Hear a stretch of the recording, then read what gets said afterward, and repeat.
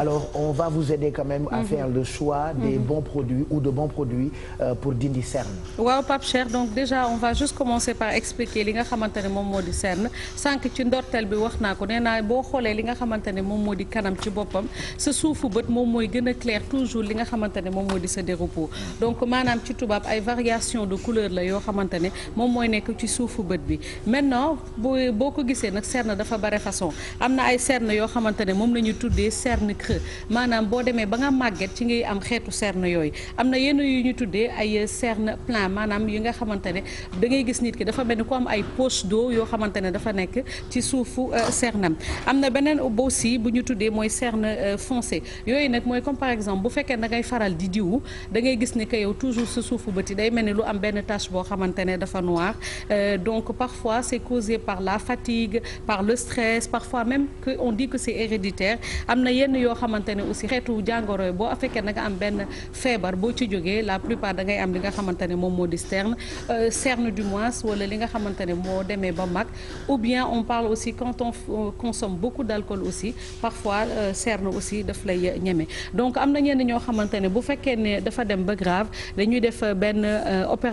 opération chirurgicale boo xamante ne mi ngi tuddee blépharoplastie donc blépharoplastie mooy benn opération boo xamante ne c'est esthétique toujours moom moo lay permettre corriger problème yi nga xamante ne moom nga am ci wàllu cerne bi je pense que tonton mag boo xoolee war naa la benn image boo xamante ne boo defee opération boobu avant et après di nga ko gis donc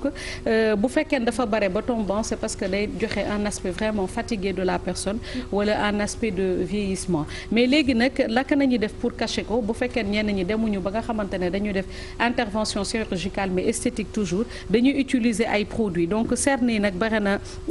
produits yi nag bare na façon comme ni ma leen di ko waxee donc il y a plusieurs types de cernes am na cerne boo xamante ne moom la ñuy wax les cernes qui sont très marquées dupp naa ko sànq loolu nag bu fekkee da ngay utiliser ay anti-cerne da ngay jël ay anti-cerne crémeux mooy xeetu anti-cerne yi ngeen di gis ni dafay nekk ci ay palette wala parfois ci benn pot rek lay nekk mais c'est des anti-cernes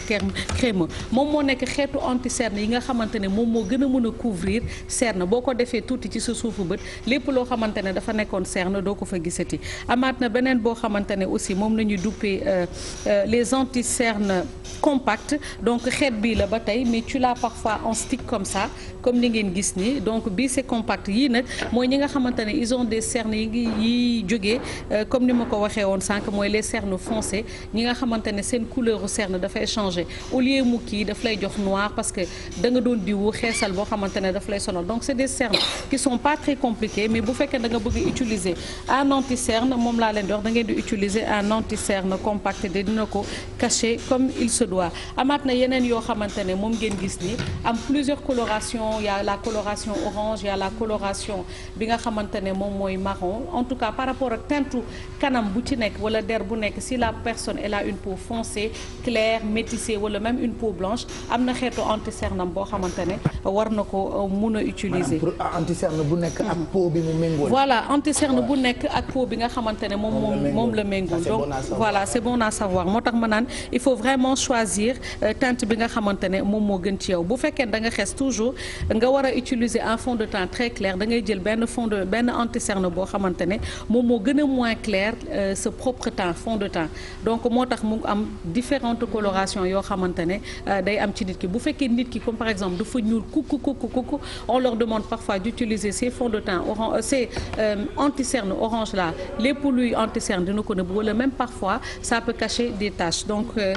mu nekk lenn loo xamante ne dañ ko bëggoon partager ak nit yi donc baax na ngeen di savoir comment choisir son anti-cerne Maïmouna. mais Mado je sais pas si c'est esthétique wala médical mais am na ñoo xam dañuy am cerne je sais pas peut-être duñ ko traiter mu dem ba mel ni lu def. mu nekk benn poche.